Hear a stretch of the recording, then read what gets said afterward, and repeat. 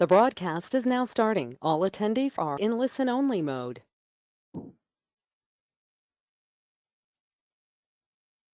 Hello, good afternoon, everybody. Welcome to today's call. We are delighted to have you with us. My name is Lisa Bach-Andersen. I run communications and events at Ertico ITS Europe, and I am hosting the webinar today. So, the webinar topic is cooperative, connected, and automated mobility. And it is one in a series that we have been running up to the World Congress, which is only a month away. So we're very excited. Just before we talk about the figures, perhaps the specific focus of today is innovation and deployment. Just before I go into the agenda, a very quick update on the Congress. You see here some of the key figures. I think what is really fantastic is the big support we have from our ecosystem. You see over 400 exhibitors will be with us in Hamburg, and we also have 15 commercial partners, 30 demonstrations, and perhaps just back to the partners. On the next slide, you will see our commercial partners. We have old friends and new friends. We're very excited. It's a fantastic lineup. So also perhaps a quick update on the 2G status for those of you who will join us in Hamburg. We, together with our co-organizer, ITS Hamburg, have applied for the 2G status, and we have just received green light by the Hamburg authorities last night. We're still busy landing the last details, but we just wanted here to very quickly summarize the 2G rules require that we have to be fully vaccinated with a vaccine accepted by the European Union or be fully recovered from the infection. A negative test is not sufficient. What it means, however, at the same time, is that we can have an event very close to what we are used to.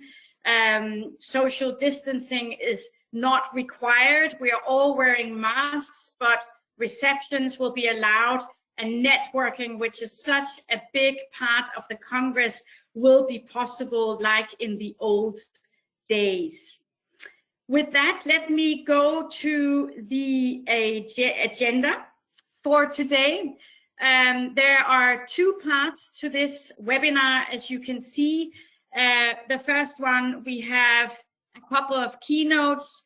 Jakob Bangsgaard, our CEO here at Ertico ITS Europe, will be welcoming, followed by Harry Evers, who is our host and co-organizer, CEO at ITS Hamburg.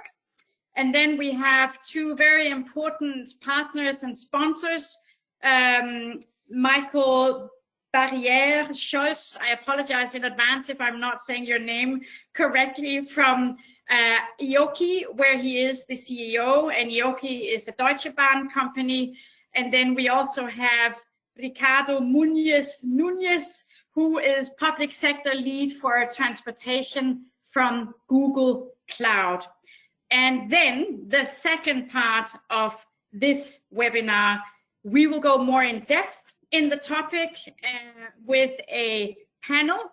And that panel will be led by my colleague, Stefan Dreher, who is Senior Manager, Innovation and Deployment at Ertico. Before we start, just a couple of rules. If you turn the slide, this webinar will be recorded. We will be sharing it on our channels. Also, all attendees are muted, so in listen-only mode. Last but not least, at the end, we will have a Q&A.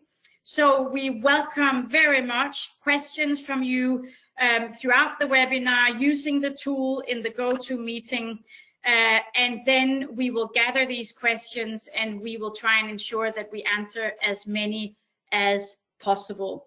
So with that, let's start. I hand over to Jakob Bangsgaard. Jakob, the floor is yours.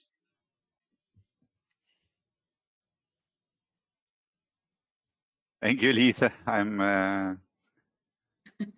working on getting my webcam to actually react, and there it was.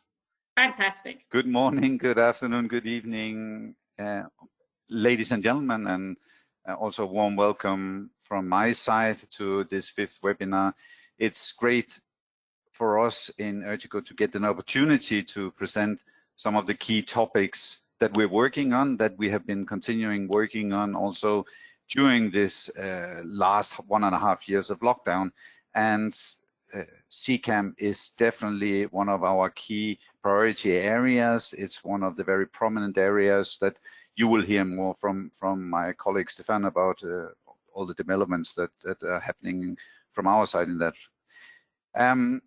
We have been continuing the dialogue.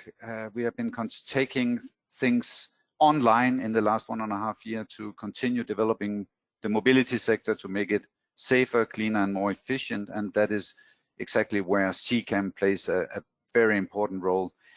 We hope, of course, that we will soon stop talking about 2G, 3G events and instead organizing events, discussing the developments of 5G and 6G like we did before the lockdown. And this is something that we are really looking forward to in Hamburg. We organized 3 years ago the last European ITS World Congress in Copenhagen. It seems like a decade ago, but it's actually only 3 years ago, where more than 10,000 people participated in Copenhagen.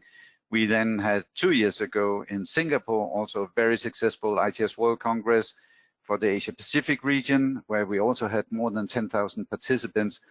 And I would like, just on behalf of Urgico and our 120 partners, like to thank all those who have helped us to organize Hamburg throughout the more than last 3 years, where we have been working on delivering an event for you in Hamburg. That's the help from the sponsors, it's the help from the exhibitors, the delegates, the speakers, and I think many of you are really looking forward to coming back to meeting the whole ITS community, and that's why we have been working so hard on delivering and making sure that we can come together again. So I will, without further ado, I will just say enjoy this webinar, and then I will really enjoy to seeing you all in Hamburg. Thank you very much. Back to you, Lisa. Thank you very much, Jakob. Let's move on with Harry, who is not only our host, but also the co-organizer of the Congress. Harry, please, the floor is yours. Yeah, thanks a lot, Lisa, and thanks a lot, Jakob. I think nothing left to say now, because you addressed everything what we are looking forward for the Hamburg Congress. From my point of view, I'm really quite happy that we can go forward in this situation. We have developed since the last 5 years, since this decision for Hamburg is quite clear for the German host country and Hamburg as a host city. So from this point of view, I'm quite happy that we can say hello to you, that you can come in this new beautiful exhibition area and congress area, and to have a look in all these actual demonstrations. And I'm really quite happy that we are an ongoing process without no doubt what we can do. So I think nearly everything is already in place. So we have a lot of demonstrations. We are testing all these things. And also the exhibition area is really great equipped with all these areas. You can looking forward for this. And also I'm quite happy that also the politicians are quite clear that they will come, and I would like to focus one point, because Hamburg is now, since the last 5-6 years, developing a clear ITS strategy until 2030 with these topics, and these topics are mixed really fine with these topics of the Congress as well. So it's a milestone for us, it's an accelerator for us, not to end at the Congress, but to go forward as well. So only 2 more slides to make quite clear for you what is for 2030 quite clear. Technical infrastructure, road infrastructure for level 5 and level 4. I think it's quite a good real laboratory you can show already with a lot of participants also during the Congress. And so from this point of view, I'm quite sure that also the public transport will influence this area as well, not only the individual traffic. And also the legal framework now in Germany is quite clear. And from this point of view, you can address a lot of new demonstrations to be seen. For an example, for the L3 pilot, more than 15 car manufacturers will show the latest. And exactly what you can see is this test field, 9-kilometer test track equipped with intersections, Car2X communication, and also 5G coming up in this field. So I think that is a good experience for future experience mobility now, and that's my topic to address for this webinar, and also looking forward and to say welcome to you in Hamburg. I think all the other things is only for description. You can have a look back for the stored and the recorded presentations, and I think you can show and you can see all these things exactly in front of the Elbphilharmonie with this HEAT project, because it's a special project running in the public traffic environment, quite clear, and will extend until the end. And also bikes are involved in this thing. So I think it's not only addressed for the automobile activities, also for pedestrians and also for pedelec. That's all, I think. Only 1 more slide, and that's it for all. And I think I will go back to you, Lisa, for the moderation. Thanks a lot. Thank you very much, Harry. We indeed look forward to all meeting up in Hamburg. Let's now move to 2 of our very important sponsors.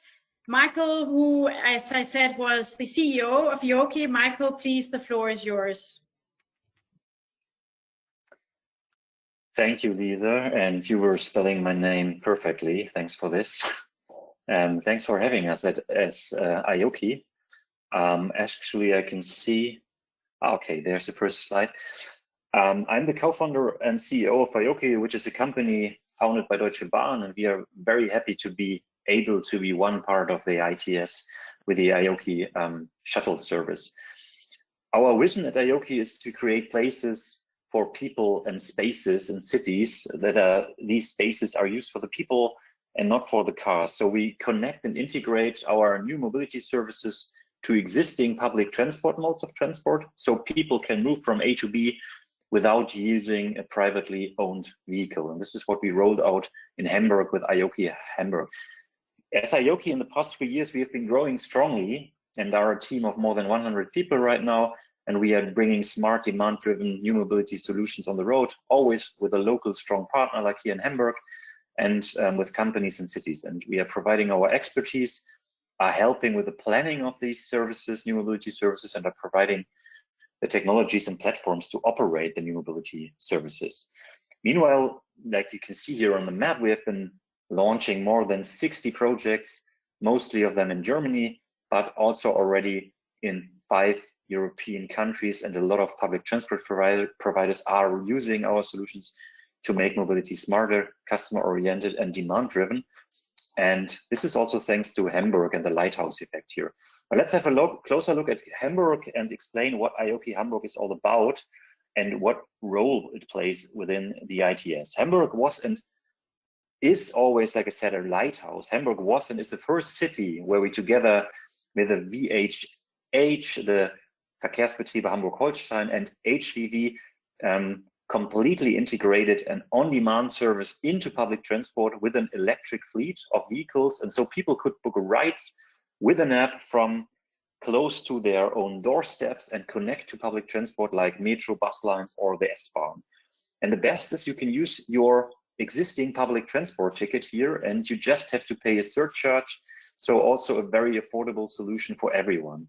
And with the use of technology and the IOKI platform, which we provide in the background, people are automatically building a carpool with other travelers heading in the same direction, and the shuttle drivers are driving dynamic routes different than static bus lines, so that people can move from A to B as fast as possible, and also the shuttles are driving as less kilometers as possible, so also very environmental friendly usage. And the University of Hamburg, they were carrying out 3 surveys already to examine how mobility behaviors of the residents are changing with the existence of a local on-demand service like IOKI Hamburg.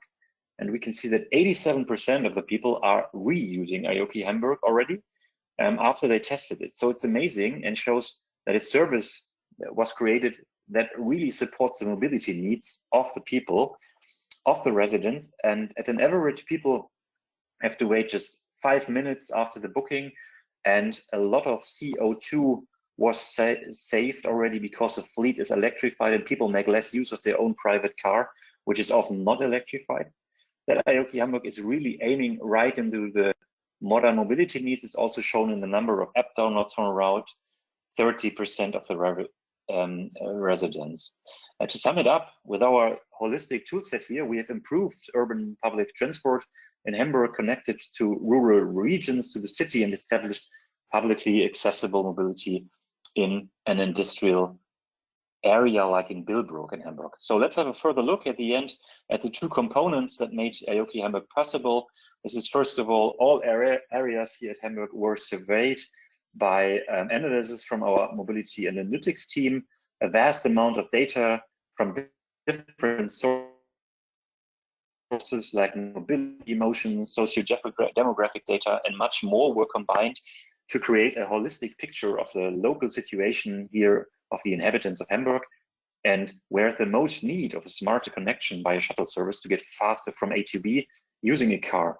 These analyses were confirmed later by the people who are using the service. For example, like I said, that more than 75% of the people are using the service to use it as a feeder to connect from and to the public transport, and already 1/3 are replacing their car by using IOKI. The second component, we can switch to one more slide, to the operating system for digital mobility. Thank you. Is the app for the driver and for the passengers who knows where to pick up passengers, which route to take, and the app for the passengers to book their rides, to check into the shuttles, and to buy tickets from the public transport. And also the complete service is digitally surveyed by an operator. But what is the most important to a service like IOKI Hamburg is the ones who are planning the service here with a VHH, and the drivers, of course. And they're doing a great job, and all this is provided by VHH, and their operations are most important to the success and a high customer satisfaction. So let me round it up. Let me tell you why we at IOKI believe that the ITS Hamburg is so strong. It is because here at Hamburg, and with the tailwinds from the ITS, such creative and smart solutions like IOKI Hamburg, as an example, were rolled out for the first time in Germany and even in Europe. The deeply public transport integrated service here was and is a great lighthouse for many other areas in Germany. And it is true when I tell you that dozens of other cities in Germany were and are inspired by the setup of the service and have already adopted it. And the public transport and also environmental friendly solutions, mobility solutions, are becoming a mass phenomenon. This is why with these services we can make the world a little bit better. And so thanks ITS Hamburg, thanks Hamburg. If you want to get in contact with us, please visit us at the ITS Fair Hall in Hall 5 in our booth 5102. And we are happy and looking forward to see you there. Thank you very much. Thank you very much, Michael, for this very interesting presentation. And indeed, I do believe you're making the world better, as you're saying. Let's move now to Ricardo from Google Cloud, who, as I say, is the transport lead public sector. Ricardo, over to you, please. Thank you, Lisa. I'm just waiting for my presentation to show up. Just give me a second. And when you confirm that you see my screen, I just proceed. We see your screen. Perfect. Then thank you, Lisa. I appreciate the introduction. And it's great to speaking with all of you today. And I see it's even better for me because I get now a very good understanding. Michael, we should meet at the ITS because I see very parallel products we're discussing with the city of Hamburg. And as you can see now, I would like to give you some hints pre-ITS on what Google has to add to a constantly evolving transportation market, especially under the lens of sustainability. Let's look what the priorities are. Meet the people where they are in natural, easy ways and create a frictionless travel from trip discovery, routing, payment, and the travel experience. We just did it for the urban transportation in Hamburg. So Michael, a good example here as well, that we can directly build a customer on Google Maps when he's looking for a transportation way in Google Maps for the city of Hamburg in HBV, for example. Then we are the insight generation. So have a positive impact in a data-driven approach to prioritize investments by faster, easier, large-scale predictive analytics, which we try to implement in each and every solution we provide. Then you need enablement. Motivate teams with a holistic approach, providing the right tools for mobility service providers to operate more effectively and empowered. Our powerful ecosystem is based on open standards. In line with Google's legacy of supporting and driving the open source community, we've chosen those to partner with and offer their services in an integrated manner, for example, billing, support, interoperability, etc. That makes it easy for customers to extend their existing vendor relationships and systems into Google Cloud.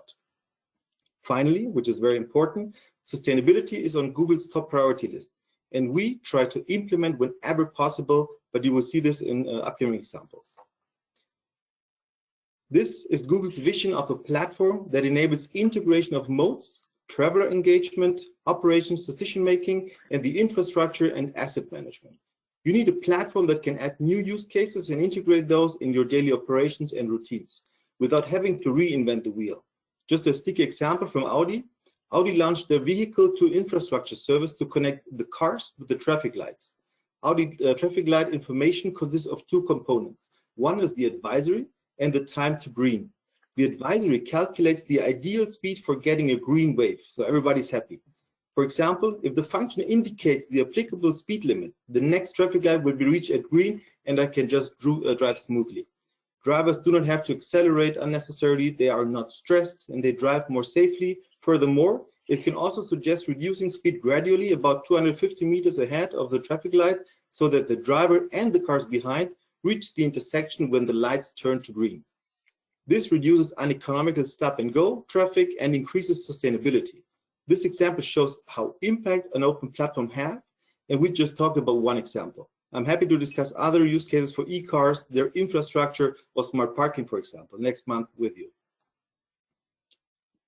When Sundar stepped up as our CEO, he acknowledged that we must become an AI-first company and put machine learning at the heart of everything that we do in order to keep pace with consumers, who are constantly connected, especially mobile. This fact has raised consumer expectations for experience to be relevant whenever and wherever they interact with us or with you. Here, let's just stick on an example.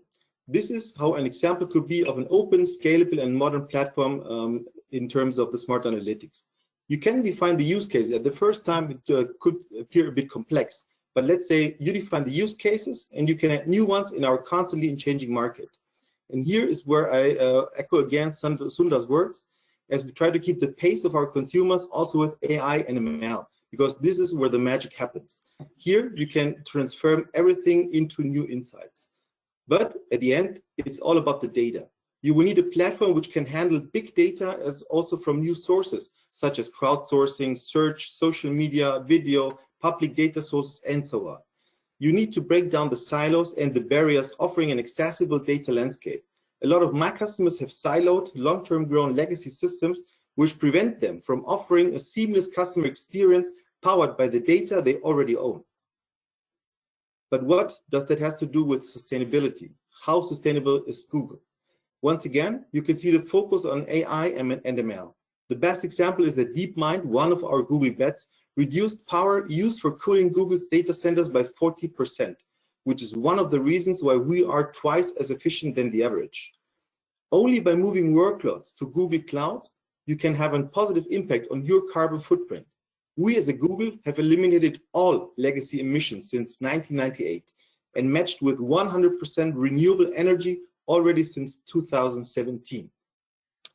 And by 2030, we plan to not only match electricity use with renewable energies, but to completely decarbonize our electricity 100%.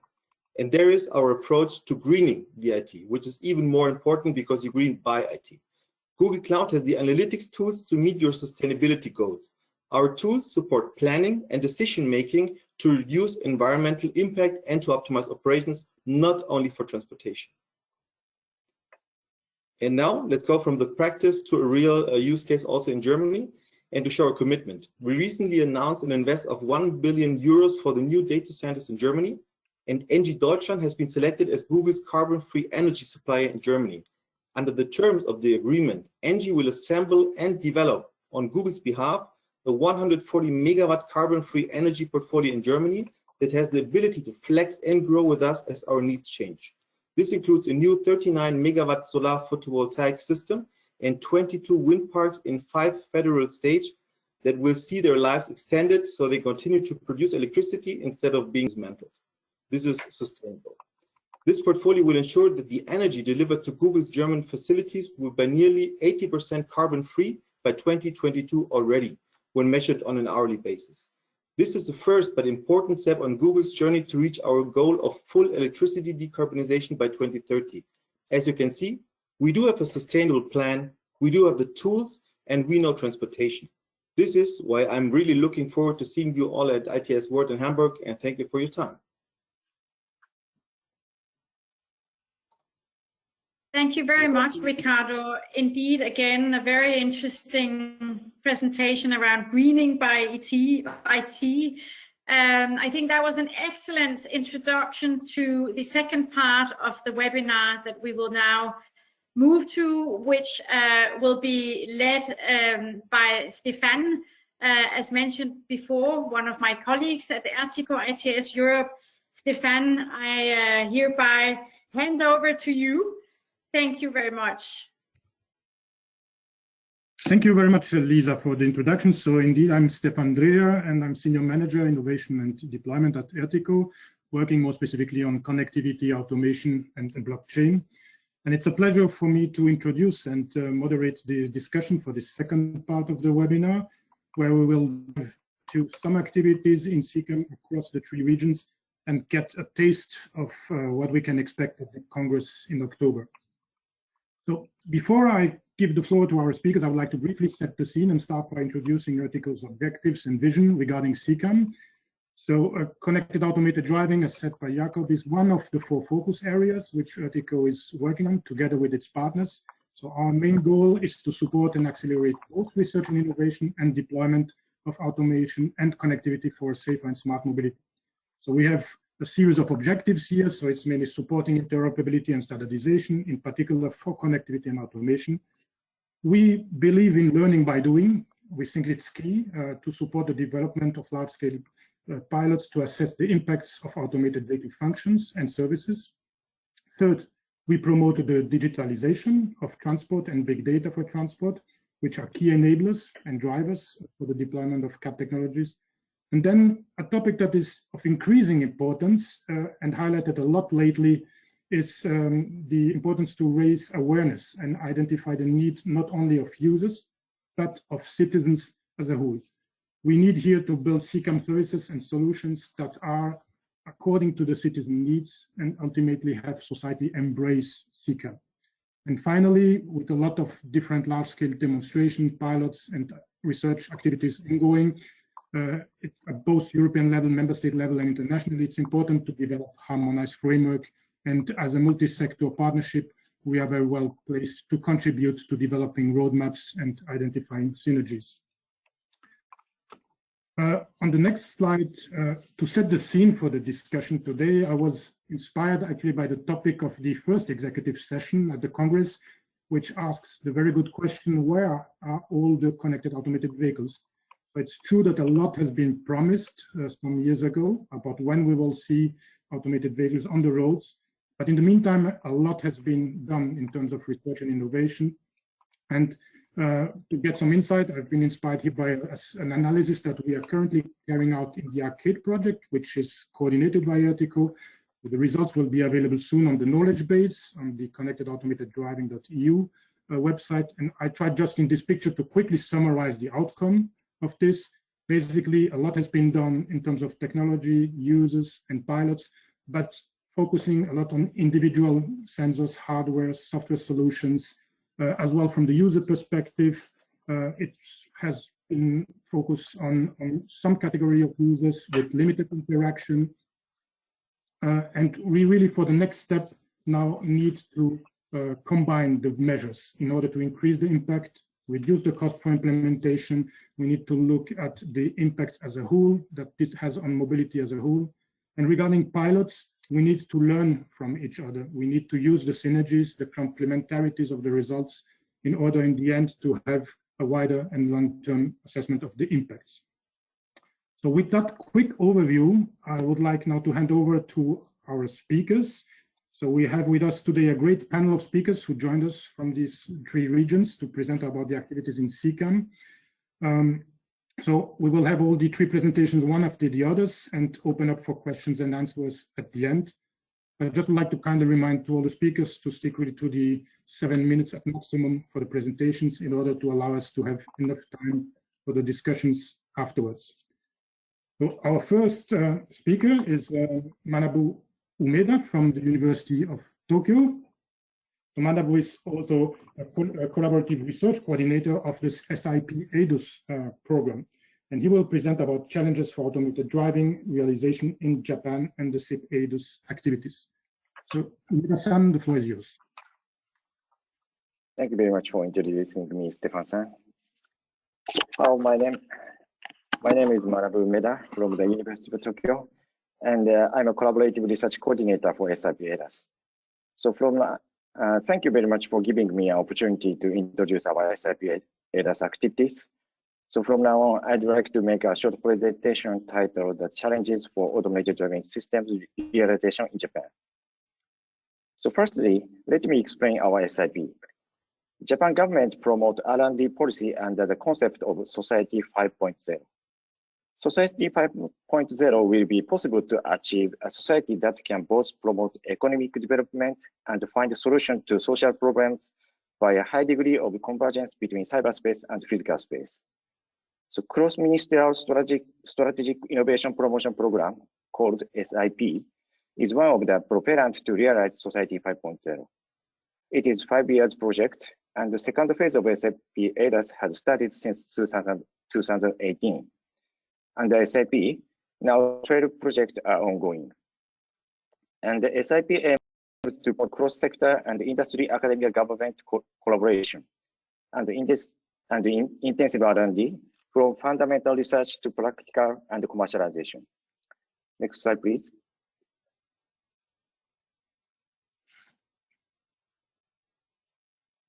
Okay, now we are amid intense competition to realize and spread automated driving systems, but at the same time, we have to cooperate in order to overcome the common hurdles because realization of automated driving systems is a drastic change of driving subject from human drivers to systems.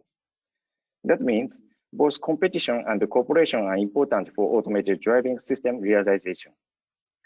In SIP ADUS, ADUS means Automated Driving System for Universal Service. We tackle, sorry, please go back to the previous slide.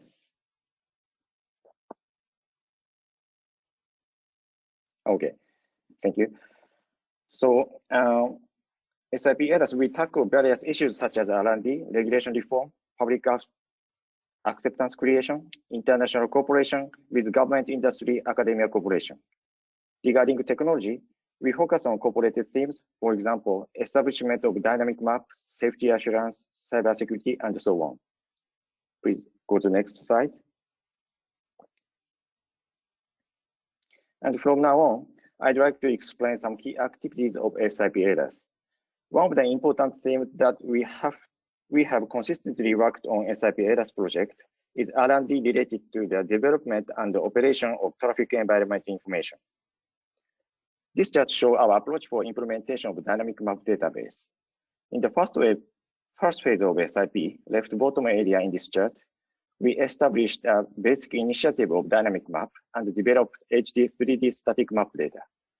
In second phase of SAP, middle area in this chart, now we are developing a dynamic traffic environmental data such as traffic signal information, merging assistance traffic information, lane level traffic jam information by using vehicle proof data. And these activities will go to implementing cooperative automated driving. Next slide, please. And then I'd like to explain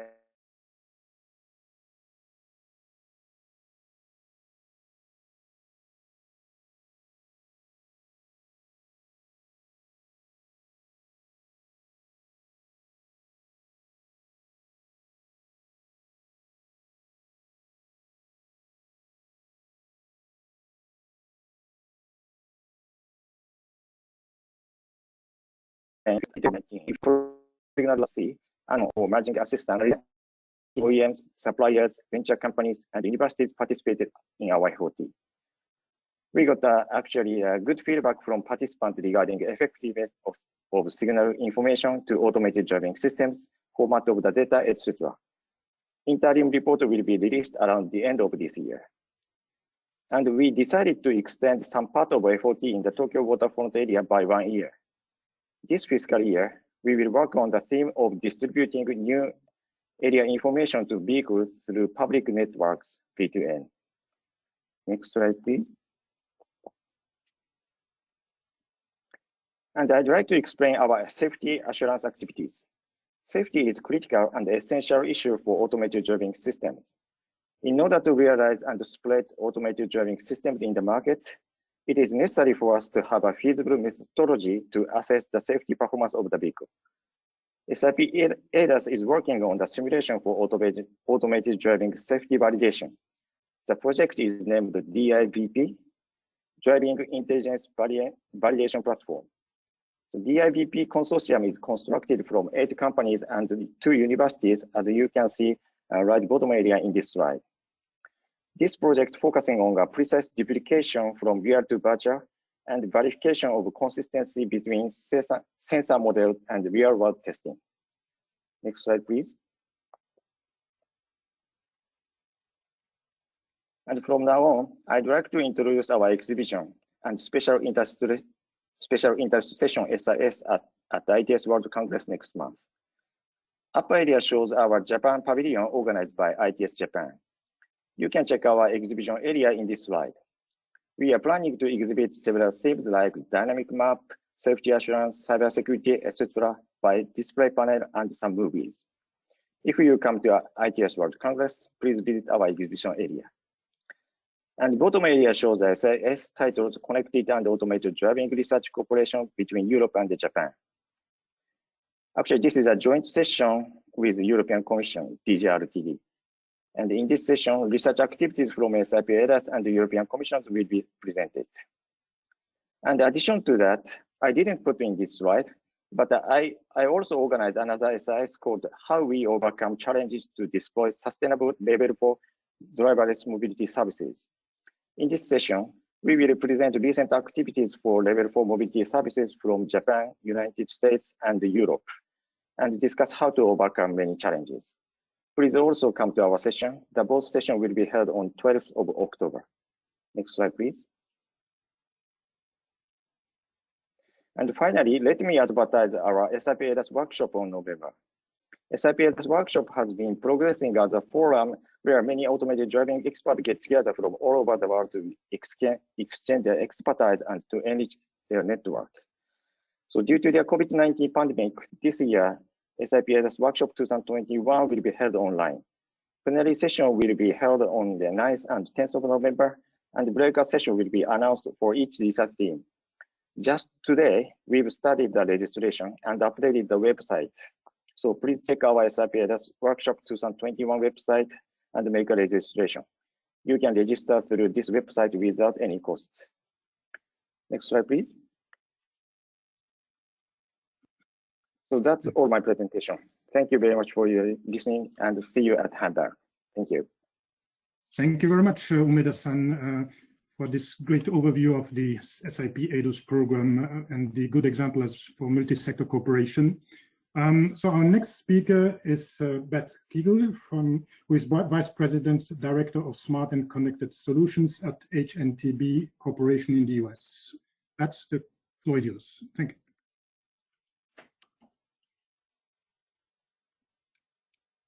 Next slide, please. Oh, no, we have. Thank you, Stefan, and greetings from Miami, Florida. I would like to thank Ertico for the invitation to speak with you today as we look forward to the ITS World Congress in Hamburg. Our ITS leaders are a powerful voice for advancing state-of-the-art transport and its role in improving safety, efficiency, access, and sustainability. And today, I'd like to share just a few of the exciting developments in the transportation arena in the United States. And these innovations tie nicely with the concepts that Stefan shared with us earlier. Next, please. Innovation is a very broad topic, so I'd like to zero in on two concepts to start. The first one is something we're all very excited about, and that's the convergence of autonomous vehicles and the ride-hailing concept. We've been watching these technologies mature in parallel over the past several years, and my sense is that we're at an exciting inflection point on the way to revolutionary change, particularly with the launch of commercial service. This combination hits all of the right keys: safety, efficiency, sustainability, accessibility, and more. Up until now, the focus in the US has been in the Western states, with Lyft, Motional, and Waymo focused on testing and deployments in Las Vegas, Phoenix, and most recently San Francisco. But the East Coast is now getting in on the action. Lyft, Ford, and Argo AI just announced that by the end of the year, they'll launch autonomous service in Miami, which you can bet I'll be trying out, and I'll send you a few of my selfies after the World Congress. While these launches are in targeted markets, there are plans for scaling fully driverless service across all markets by 2023. Next, please. The second innovation also involves moving vehicles safely and efficiently, but it's all about going deep. We're talking about Tunnels 2.0. And in February, Elon Musk told Miami's mayor that he had a way to solve one of the city's worst congestion issues. He said his tunneling firm would dig a 2-mile tunnel under the city and provide other support from Tesla to essentially create an underground electric autonomous people mover system for travelers. Musk said he could build this tunnel in 6 months for $30 million. Compare this to existing transit tunnel estimates of 4 years and $1 billion in the same location. He had similar conversations with officials from the city of Fort Lauderdale, and he's turning heads. While additional factors could certainly increase these tunnel estimates, this concept of underground autonomous electric-powered transport could be a game changer for us. Next. Next, please. Now let's talk about two modes that are poised to take transportation in new directions. The first is Hyperloop, a different approach to autonomous transport. Last November, humans for the first time rode in a Virgin Hyperloop vehicle. Granted, this was inside a test track in Nevada's desert, but it indicates how close we are to a non-airborne option that moves people close to the speed of sound. Last year, Hyperloop got a boost from regulatory guidance. In essence, it now falls in the same category as high-speed rail, so it's eligible for federal funding. The Nevada experimenters hope to be certified for operation by 2030.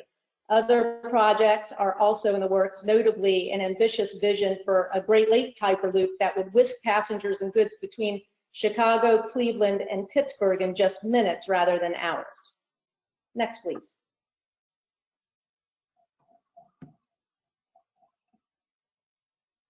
Another emerging transportation mode, advanced air mobility, will come into its own this decade.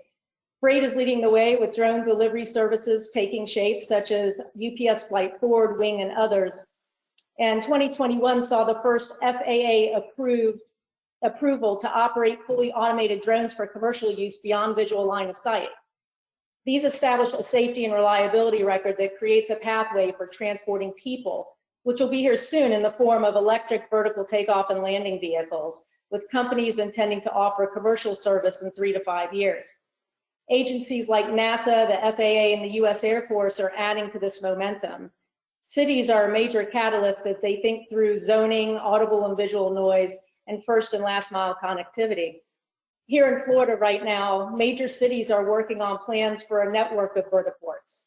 Some eVTOL companies are forming partnerships with parking garage operators looking for innovative ways to repurpose their asset.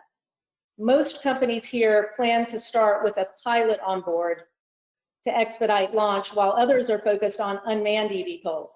So we're now thinking in an entirely new dimension. Next slide. As you all know, data will bind together all of these technologies. Data integration is the key to more efficient mobility systems and more livable communities. All around the world, we're seeing great innovations in transportation data collection, analysis, and distribution. In the US, Central Ohio is deploying a new regional cloud-based traffic management system that uses artificial intelligence. It'll be the largest such system in the country and will allow transit agencies, counties, and public safety groups to share, view, and react to real-time traffic information on one platform. In Arizona, they're deploying smart technology that autonomously operates traffic light grids and distinguishes between bikes, pedestrians, and vehicles. Ultimately, it will use AI to predict movements and issue alerts to connected vehicles and devices. These are just some of hundreds of such initiatives across the US. In the years ahead, we'll continue to see rapid innovation in this area involving artificial intelligence, predictive analytics, autonomous traffic management, and other solutions that improve safety and efficiency. Next slide. As you know, a paradigm shift has been taking place across every area of American society. Among leaders of transportation agencies, the mindset shifted from thinking primarily about commuters to thinking about residents and how to create opportunities, provide access and choices, and create a better quality of life. That's why many of us are working to leverage technological advances to improve equity and how we meet residents' mobility needs. In fact, at the ITS World Congress, we'll actually have several session opportunities to learn about these approaches. Next slide. Together, we'll be leading the transportation revolution around the world, requiring the best insights from a broad variety of people. The ITS regions have shown that we're willing to lead in bringing diverse ideas to the table. For example, the 2019 ITS World Congress in Singapore began the discussion of inclusion of women in leadership roles, as well as addressing specific mobility challenges experienced by women. In the US, ITS America is leading a collaboration to address these challenges called Mobility XX. Also, a broad group of industry organizations nationally are making diversity and inclusion a priority, and there's great momentum behind this. Next slide. So we have a long way to travel, but we're making great progress. Working together, we'll leverage connected and automated transport to create more vibrant and livable communities around the world by advancing mobility for everyone. Thank you all for your time, and I look forward to seeing you all in Hamburg. Thank you very much, Beth, for this great overview of the developments and trials in different innovative mobility solutions in the US. So our last speaker will be Tom Alkin. So Tom is Policy Officer, Connected and Automated Driving at the European Commission at the Directorate General Research and Innovation. Tom, the floor is yours. Yes, thank you, Stefan. Well, I don't know about all of you, but I'm excited to go to Hamburg after all these presentations now. I hope I can add some extra incentives for you to come. One of the main topics at the upcoming ITS World Conference is connected, cooperative, and automated mobility. And with this presentation, I'd like to give you a sneak preview of the vision and the strategy of the Commission and what we do to accelerate research and innovation, testing and deployment of Ccam in Europe. Next slide, please. So as you may be aware, a few months ago, the Sustainable and Smart Mobility Strategy has been published. And one of the milestones that has been, is a part of this report, you can read it here, is that by 2030, automated mobility will be deployed at large scale. Of course, this will require a lot of effort in a lot of diverse areas. And if you go to the next slide, you can see a little bit on what we envisioned. And this is actually 2 slides further. Can you go one back? Okay, apparently 1 slide is missing. But again, so this is another reason to come to Hamburg. We will present that missing slide. You can go to the next one. So we see the potential of Ccam in making mobility safer, greener, and more accessible. But if you go to the next slide, it's not ready. A lot of challenges have to be addressed. And unfortunately, if you address one challenge, you cannot roll out part of the solution. You have to address all challenges before you can reap the benefits of connected and cooperative and automated mobility. So while a lot has happened in the Department of Key Technologies, they are still being developed. They have to be safe, tested. The right legal framework has to be set up.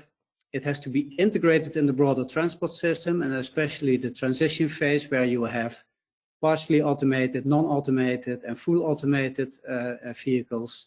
That will be quite challenging. And in the end, what is becoming more and more visible and important is that in the end, you also need users in society to embrace it, because if they are not willing to use it or scared of using it, you will not have the benefits that you have in mind. Next slide, please.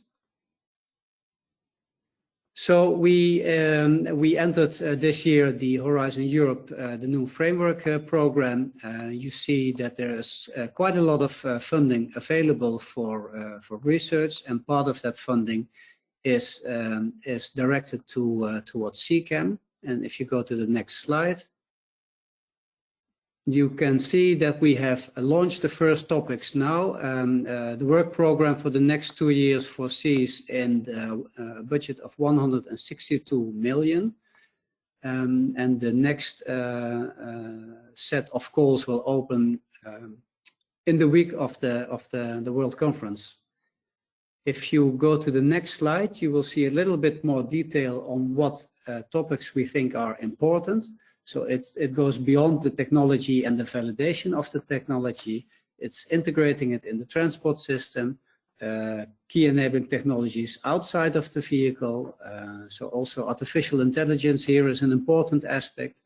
The societal aspects and user needs, coordination. So Stefan mentioned it, learning by doing, but we should also not be too focused on only doing, but also sharing the learnings. So that is something that we need to do. And then large-scale demonstrations. We think this is really important, but I'll come back to that later. Next slide, please.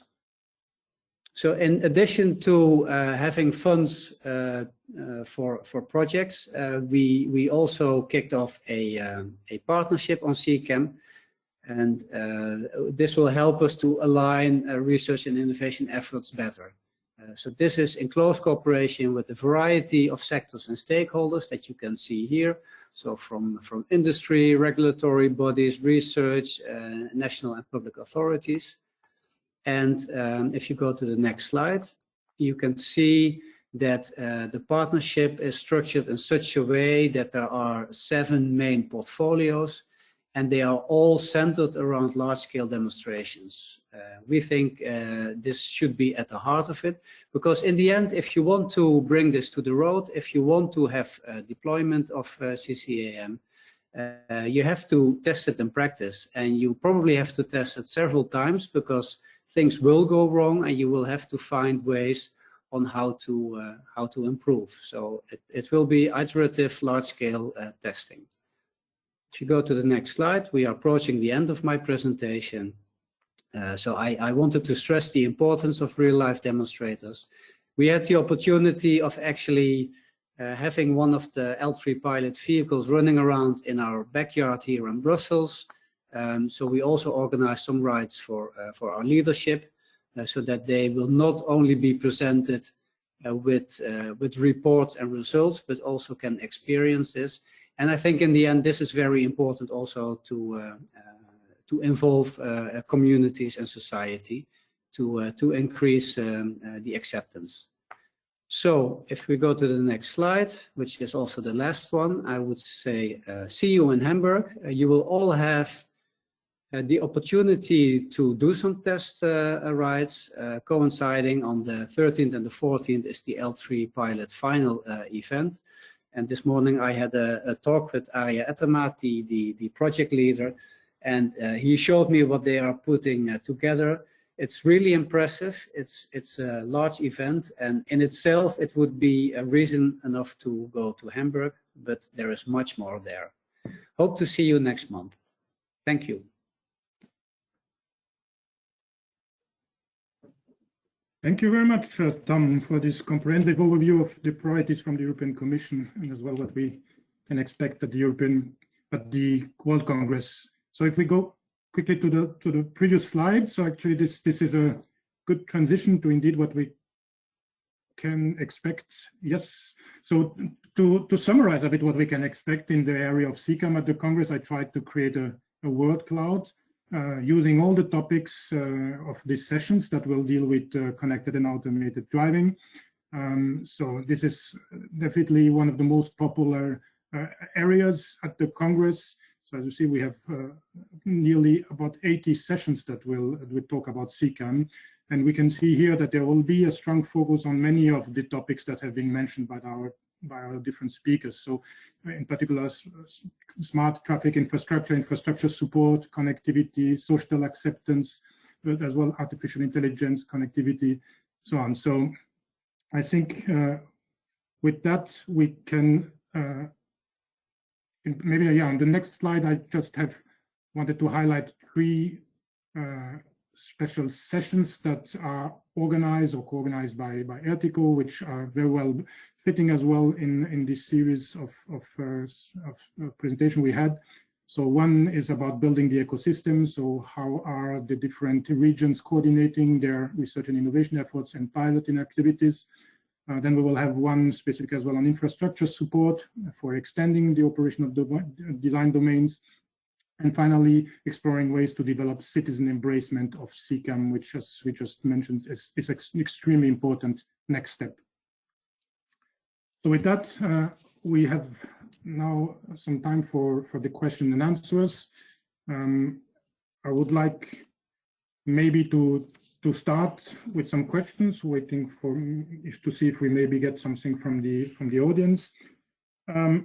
I have one question in particular for Umeda-san here. So Umeda-san, you highlighted the importance of cooperation through this SIP ADUS program, which has a strong focus on this multi-sector collaboration. So can you give us a very brief idea in 1 minute on how this collaboration works and how it has progressed? Okay. So, well, I think to realize the automated driving technologies, obviously the industry, academia, and government collaboration is very important. And I think one of the example is our field operational test. So basically, our Tokyo Waterfront Area FOT, infrastructure and also some common platform for providing the traffic environment information. These are basically deployed by the government leadership. And regarding the digital map, we also developed with the industry and government collaboration. And On the other hand, at the Tokyo Waterfront Area 40, the tested vehicle itself is prepared by the OEM itself, industry side. And also in this 40, some university also participated to this 40 to research the automated driving technologies from the academia viewpoint. So I think this kind of the collaboration between the industry, government, and also the academia side will be very important through this kind of 40. So I think in your presentation, you also mentioned about the importance of the field operational tests. So we are also much good experience from the not only the industry side, but also the academia side. We had some feedback. Thank you, Umeda-san. Definitely, yes, indeed. Field operational tests and trials are extremely important, and as well the international cooperation. So I think, Tom, you highlighted as well this need. So what is in your view the opportunities? So what opportunities do you see with international cooperation between with the different regions? Yes, well, I mean, bringing these vehicles or these services to the roads it's really complex, and although in different areas you may need or want to have different approaches, I think we should share the pros and cons of those different approaches, but also to avoid that we do a lot of overlapping or parallel activities. I mean, it's simply too costly, I would say, to do this. So there's an advantage of trying to align that, and of course some healthy competition is of course very good to move forwards. But if we can share what works and also what doesn't work, we shouldn't be afraid of sharing what doesn't work. I think we can, in general, move a bit faster. And to be honest, a lot of companies are also global companies. So quite some challenges are not limited to one geographical area. And we do have some good experience, at least in the field of exchanging information and experiences with both US and Japan. And we are intend to continue this cooperation. Thank you. Indeed, I agree that it's extremely important to collaborate between the different regions, because indeed mobility is a global challenge. And we have a very good experience in the trilateral framework, in particular for automation on this. So we spoke a lot about large-scale trials, indeed, and as well now this need to have harmonized approach, and also in particular integration of all the different mobility solutions. And so then I would have a question here for Michael. So when we talk about all these new mobility solutions, do they always have to be linked to public transport?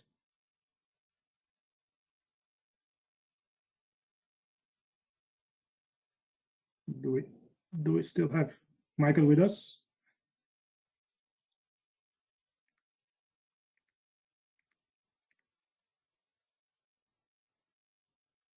Okay, I don't know if Michael is still connected. Okay, maybe you're muted, I think, Michael. Maybe you can try to unmute, or in the meantime, maybe I can go to another question quickly. So I wanted to go back to Beth's presentation, because we here speak as well about mobility solutions and innovative mobility solutions. So you highlighted the progress in the US, in particular on urban air mobility, so specifically eVTOLs, so the vertical takeoff and landing aircrafts. So who is actually driving the policy discussions there? As I think this is a quite tricky subject. Thank you, Stefan, for asking that question. And actually, we were talking when it pertains to Ccam about public acceptance, and certainly with this emerging solution, mobility solution, public acceptance is a big part of that. And it also plays into who's driving policy. In the US is very interesting because, you know, you have regulatory authorities at the federal, state, and the local level. And sometimes they have different approaches to policy and also in terms of roles and responsibilities. So in the US, the roles and responsibilities are still being sorted out. You know, the one thing that is clear is that the FAA controls type certification of aircraft, as well as responsibility for the federal airspace. But one thing that's different when it comes to advanced air mobility and urban air mobility is now you're talking about taking air travel and you're placing it in dense urban environments. So that's where cities come into play. So we're seeing in some states, we're seeing cities take a significant lead and really getting ahead of this, working on areas such as the public acceptance, but also key zoning requirements. When it comes to connectivity, many cities and counties are looking at intermodal operations. So what's the first last mile connectivity, and how can all of the different modes of transportation, including urban air mobility, be integrated together? But interestingly enough, there are states like Ohio that are actually driving the policy for all, looking at guidelines and recommendations for locality, including potential design of vertiports. But again, very heavy focus too on public acceptance, looking at potential corridors and whatnot. So Ohio, the state is driving it there, but in Florida, I would say cities like Miami, Orlando, Tampa are driving it, as well as Los Angeles and other cities out in California, other examples of a different approach. Oh, great. Yeah, it's definitely a very interesting topic and technology, and I think it will be a very important topic as well in the ITS Congress, from what I've seen as well, also from the session. I noticed at least 3 sessions that will focus on urban air mobility in particular. So I don't know, Harry, I think there's also a topic that you have very much at heart. So can you elaborate quickly on the expectations there?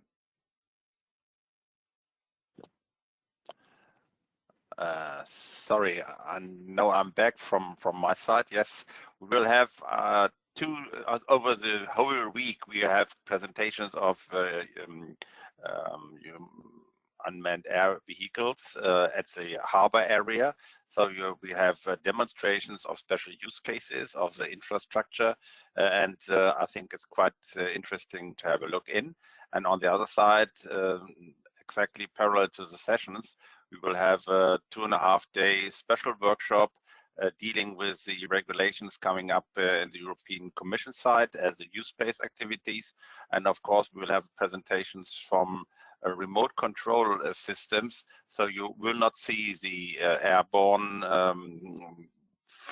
applications, but you can have a remote control system available already in Germany. I think it's also coming up in Europe as well. So that's a quite huge important point to look forward for these applications by acceptance of the public, because I think it's quite important, as just mentioned, that the public will accept this new mobile sensors, monitoring systems, because it's quite important to assist and to help the quality and some special safety applications from addition for eCall or addition for fire detection and so on and so on. So it's not only to bring from one point to the other point some delivering activities, it's really also for monitoring with new sensors, new ideas to make it quite more safely to live in this actually world. So that's my topic, and I think also upcoming next year in Toulouse, it's also a focus, and it's an ongoing topic, but will become bigger and bigger in the future. Thank you, Harry. Yeah, indeed, and you see that this is really combining several of these important topics. You also mentioned the embracement by the citizens and the users. So that's essential indeed as well. So yeah, really it's quite important. Really looking forward to see all these technologies in demonstration in Hamburg. So then I would like to, because another very important topic, of course, when talking about integration, and this is the impacts in the end, and in particular sustainability, which we know is actually the ultimate goal, because we all have, particularly in Europe, to support the Green Deal and the sustainability of mobility solutions. So I wanted to come back to Ricardo on that. So because you focused on sustainability as well on your presentation. So how far is Google in front of other hyperscalers in terms of sustainability? Stefan, that's a very good point. It's always a fair question, and well, I would say pretty advanced, because maybe the most advanced in the world. If you compare our goals to the others, to the companies you just mentioned, other hyperscalers, you will see goal years like 2040 or 2050. If you then compare it with us, we are carbon neutral since 2017, which is like 5 years ago almost, and which is a great goal and shows our commitment to our future generations. And then we try to lead with IT in terms of greening with IT. And I think there we can do a lot of steps, big steps maybe ahead to the competition, and enable the customer to really have their carbon footprint lower than had it before. And the easiest way should be always like moving workloads to the cloud. You don't need them on premise. And that could be one of the first steps to really get a very good carbon footprint for the next generations. Great. Thank you, Ricardo. It's very good to hear. And so I wanted maybe to quickly try to come back to Michael. I don't know if he's still to speak about the public transport aspect, because I think definitely that this is also very important regarding integration of mobility solutions. And okay, I think it's still not working. Then maybe we can.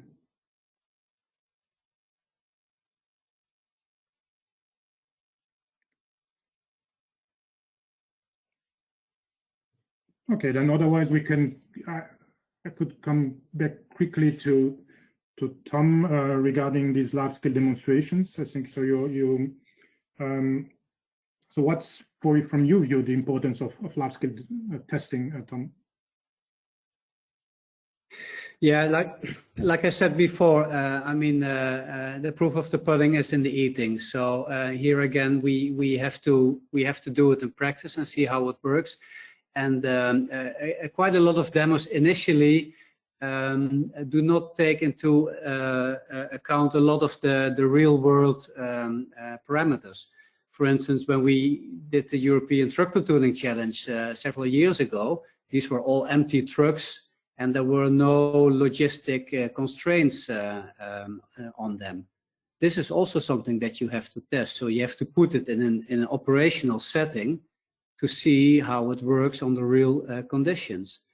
And there you will see that in practice, you will stumble across a lot of sometimes trivial things and sometimes unexpected complex matters that do not emerge on the drawing table. And it is costly to have large-scale demonstrations, but I think it's really necessary. It's really important to do so, and make sure that you learn from the things that went well, and especially from the things that went wrong or not as expected, and how you can deal with that and improve. Okay, great. Yeah, indeed. And so and then regarding the L3. So you mentioned the L3 pilot, so I guess that there will be this big event, indeed, for the final event. So Harry, maybe can you share a bit more information about that? It will be quite a big booth from what I. Sorry, the question again. I've lost connection. Yeah, Tom was mentioning the L3 pilot final demonstration. Oh, yes. I think it was a really great booth there. Yes, that's the L3 pilot. So the final demonstration will take place in Hamburg. So we have made in a different way indoor, because the weather perhaps isn't so really nice in October in Hamburg. I hope so, but it's not safe. So we have made it as a realistic area, as an indoor presentation, so you can have a look inside the cars. You can have the presentations in the cars presented in the hall. And besides this, you can go outside and have a ride with such a car on our test track. There's a 9-kilometer test track, and also outside in a special area, also for applications on the highway area. So there will be a shuttle service, and the starting point and the end point of every of these demonstrations will be exactly at the fairground in the special hall. So it's up to you to look inside only in the hall to have the presentations. in parallel with explanations of what's coming up. And in parallel, you are able to have a link to the demonstration and take a ride on the test track.